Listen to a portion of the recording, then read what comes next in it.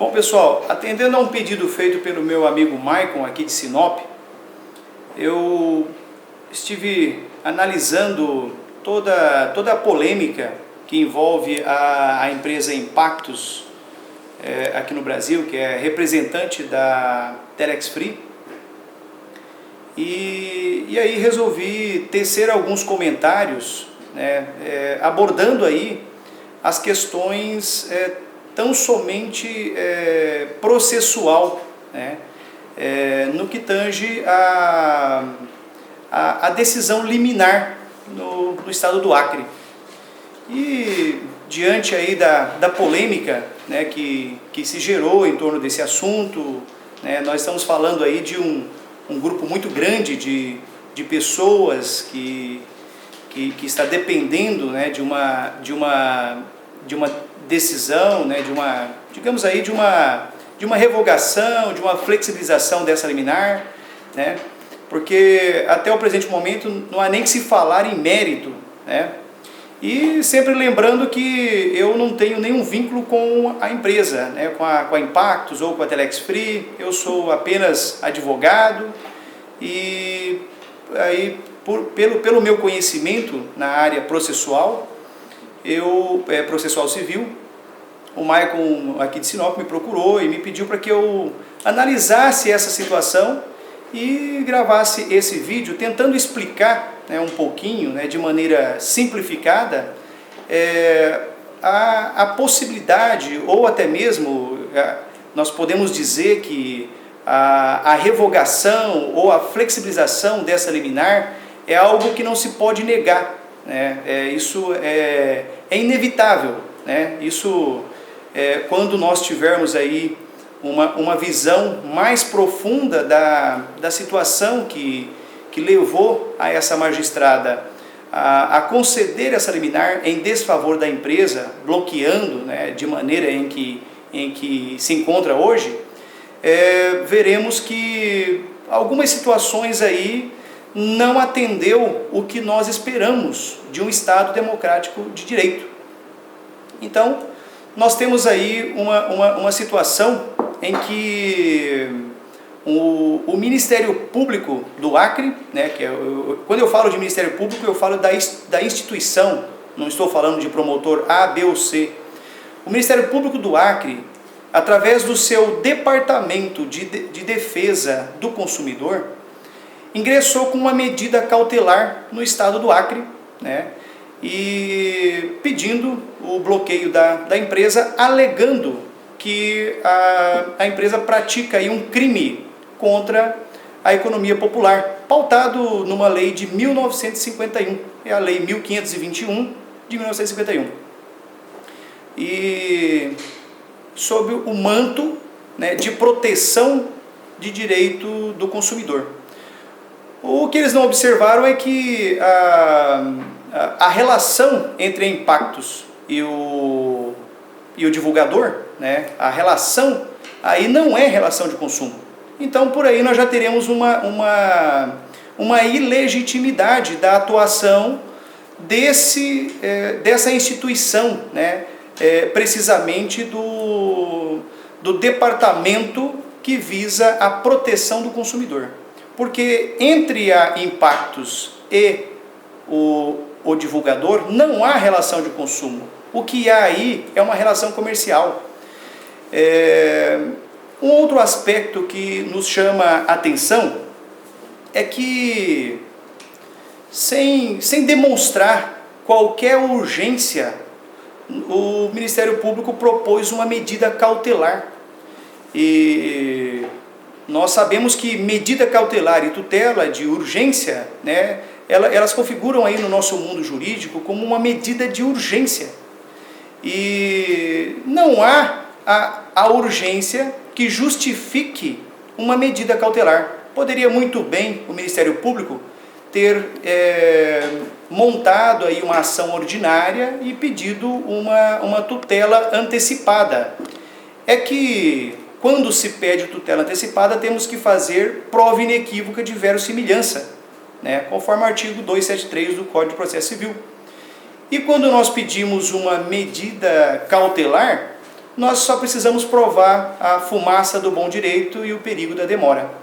Então, é muito mais fácil obter uma cautelar, uma liminar em sede de cautelar, apenas com suposições, do que conseguir uma tutela antecipada, né, num processo ordinário, que é preciso provar, fazer prova inequívoca de verossimilhança. Então, por aí nós já enxergamos uma manobra que foi feita, né, com a intenção de obter um resultado eficaz, eficiente, né. A grande questão não há urgência, né, que justificasse uma medida cautelar, né.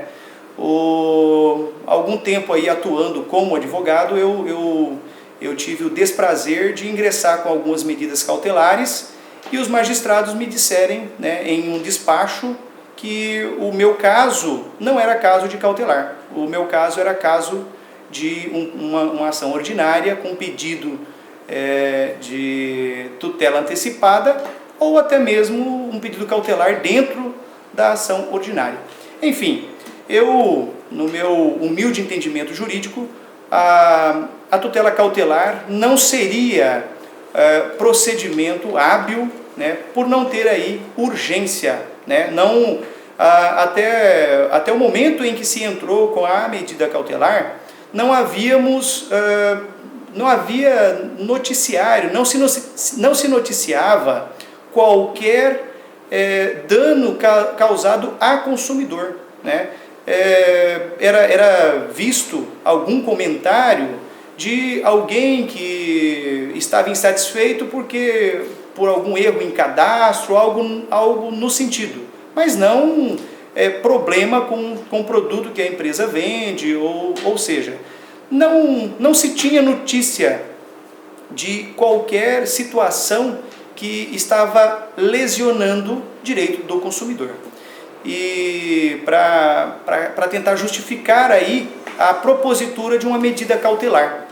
Então, eu aí com o meu humilde conhecimento jurídico, eu entendo que não é o manejo, né, manejar uma medida cautelar não se justifica, né? O Ministério Público do Acre teria que ter ingressado com a medida ordinária, né, com uma ação ordinária e um pedido de tutela antecipado.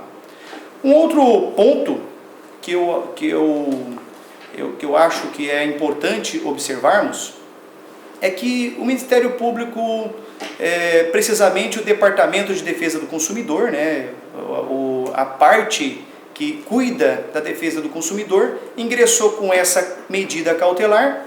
E o que ela buscou, o que ela queria como despacho, era um bloqueio, né? E conseguiu. A juíza da segunda vara do Acre, né? Ela concedeu aí uma medida bloqueando a empresa, né? A empresa, a partir da citação espontânea, né? Porque temos notícia que a empresa nem esperou ser citada no seu estado, ela compareceu, né, e se deu por citada e tomou as providências. Aquele departamento jurídico viu que era uma liminar muito simples de ser revogada, eles acreditando no sucesso do agravo de instrumento, eles acabaram ali não tratando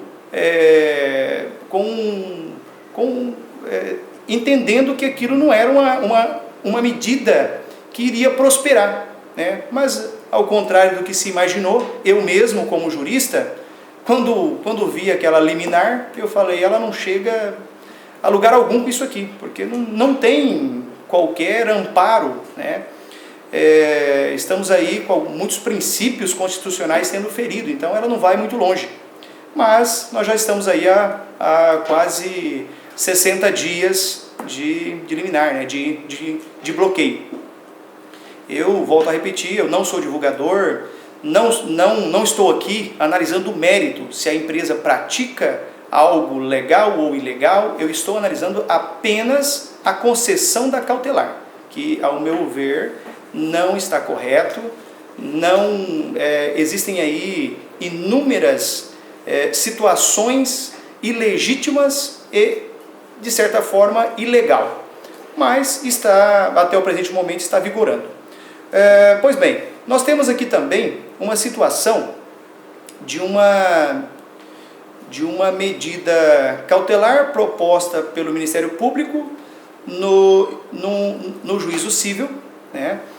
Mas o pano de fundo dessa acusação é uma prática criminosa prevista numa lei criminal esparsa, numa lei penal esparsa, datada aí de 1951, é a lei 1521, né, que prevê, que vem aí punir qualquer um que venha praticar crimes contra a economia popular, né, sob a acusação aí de prática de pirâmide. Mas até agora me parece que nada disso foi provado. Mas isso vem ao mérito, né? Não é nesse momento que se analisa essa situação. Então tem que ficar bem claro que o que nós analisamos nesse momento é o aspecto jurídico da concessão da cautelar, que falta muitos requisitos.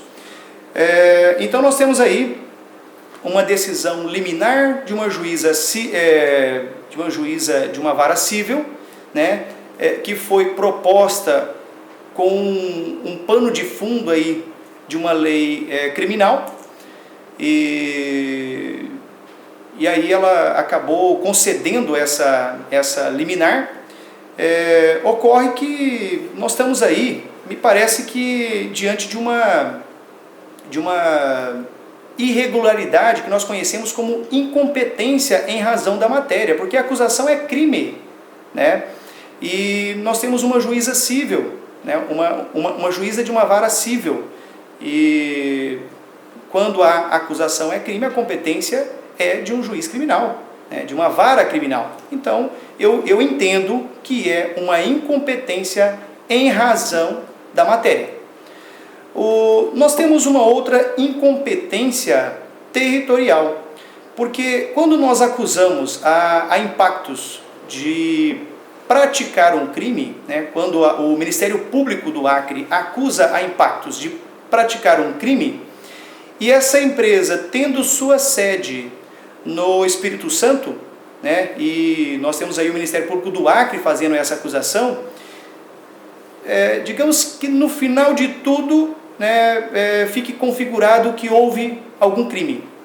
Seria um crime interestadual. E o crime interestadual, ele é julgado, ele é investigado e julgado pela Justiça Federal. Então, eu entendo aí também uma incompetência territorial. Aí temos também uma outra situação, que para propor um pedido, né, com essa magnitude de bloquear uma empresa, de fechar todas as torneiras e ela morrer à míngua, né, que a intenção é essa, né, o que se vê, a intenção do Ministério Público do Acre é fazer com que a empresa vá à falência. Isso está bem claro com alguns depoimentos que eu pude assistir, tanto da promotora quanto da juíza, né. É outro fato que eu repudio, e nós devemos repudiar, um juiz ou um promotor, diante de um processo em segredo de justiça, sair por aí dando entrevista, né? E, enfim, não convém aqui continuar nessa linha de raciocínio, mas logo de cara nós vislumbramos aí algumas situações, no mínimo imoral, porém, em sede de medida cautelar, nós precisaríamos, no mínimo, né, com um pedido dessa magnitude, de garantir o artigo 804 do CPC, que determina, né, o artigo 804 do CPC prevê que o juiz poderá exigir uma caução fidejussória, né, uma caução real ou fidejussória. Para que isso? Para que, caso a empresa demonstre que ela não praticou aquilo que está acusando, ela tem ali garantia que ela vai ser ressarcida, né? E o que se buscou com a liminar foi bloquear a empresa, causar todo esse dano que ela está sofrendo, né? Sem nenhuma garantia. Então, se nós observarmos o artigo 804 do CPC, na sua parte final, diz que o juiz pode exigir dessa pessoa que propõe um pedido cautelar, né, exigir para que ele caucione o processo, coisa que aparentemente não ocorreu. Agora, quando um juiz analisa um pedido diante de uma medida cautelar, ele está aí fazendo uma análise superficial e não plena, né? Ele está olhando a coisa na sua superficialidade. Ele não tem ali nenhum embasamento, digamos assim, de mérito, né? Então, nesse momento, os juízes ali, motivados, né, os magistrados, eles devem agir com muita cautela. E agir com muita cautela no Estado democrático de direito é obedecer o princípio da proporcionalidade, obedecer o princípio da razoabilidade, né? Isso consagrando o Estado democrático de direito. Então nós tínhamos muitas outras maneiras, né, para que a juíza pudesse resguardar o direito, né, sem causar esse dano, mas preferiu causar um dano dessa magnitude. E eu vejo que há um elemento, né, que foge às regras jurídicas, né, que fortaleceu aí essa liminar. Quando eu falo que não foi observada a ampla defesa, né, eu costumo dizer que essa concessão dessa liminar é uma aberração jurídica. Quando eu falo que não foi observado a ampla defesa, é que o juiz, nesse caso, deveria ter convocado uma audiência de justificação para conceder essa liminar, né? Ele poderia chamar a empresa para se justificar, né? E daí sim tomar uma decisão razoável, uma decisão que obedecesse aí uma proporcionalidade, né, consagrando o Estado democrático de direito. Mas isso não vai durar muito tempo, né? Nós sabemos que essa cautelar vai ser revogada, nós sabemos que essa cautelar vai ser, no mínimo, flexibilizada, protegendo o povo do Acre. A empresa já ofereceu caução, a empresa ofereceu 650 milhões, em torno disso aí, para continuar trabalhando. A empresa já se ofereceu a garantir o estado do Acre, né? E também não fazer nenhum cadastro do pessoal do Acre, né? Obedecendo à soberania daquela justiça, da justiça do Acre, né? E só que nada disso tem sido analisado com a atenção necessária, né? E a empresa segue amargando sérios prejuízos, né? Ela ainda se mantém de pé com todo o vigor, porque é uma empresa que aparentemente é séria, né? Ela está aí, veio para ficar, mas qualquer empresa de qualquer ramo, diante de uma medida dessa, ela vai à bancarrota, ela fecha mesmo, né? Não há empresa que se sustenta com uma ordem dessa, né? Então ela foi condenada liminarmente, ela foi condenada ao fim liminarmente, numa decisão de análise superficial e não plena, ela foi condenada ao fim. Nós estamos muito confiantes que os legisladores vão organizar o marketing multinível no Brasil, né? Até porque as pessoas se negam, né, a deixar de trabalhar com o marketing multinível. Se não for aqui, vai ser em outro lugar. Enfim, os nossos legisladores terão que regulamentar essa prática no Brasil, né? É claro que tudo dentro de uma razoabilidade, tudo dentro de uma legalidade, né? e nós estamos muito confiantes na audiência pública que acontecerá no dia 21 em Brasília, e acreditamos também que uma força superior aí, uma força divina, há de tocar o coração da doutora Thaís, porque todos os divulgadores sabem que só depende dela, que ela pode a qualquer momento, sem qualquer justificação, revogar a liminar, flexibilizar, né? E então nós também acreditamos em Deus e esperamos que alguma coisa há de acontecer, né? Que venha a flexibilizar essa liminar, ou que venha a revogar de toda sorte, né, para que essa empresa volte a funcionar, até que se julgue o mérito desse processo, né? Não estou aqui defendendo A ou B, estou sendo imparcial, defendendo o Estado Democrático de Direito, porque dizem que pau que bate em Chico, bate em Francisco, então isso também pode refletir amanhã ou depois negativamente contra a Justiça do Acre. Então, os danos já são grandes, mas podem ser eliminados, né? Então, esse é o meu parecer. Eu acho que essa liminar será revogada muito em breve, né? E eu termino por aqui.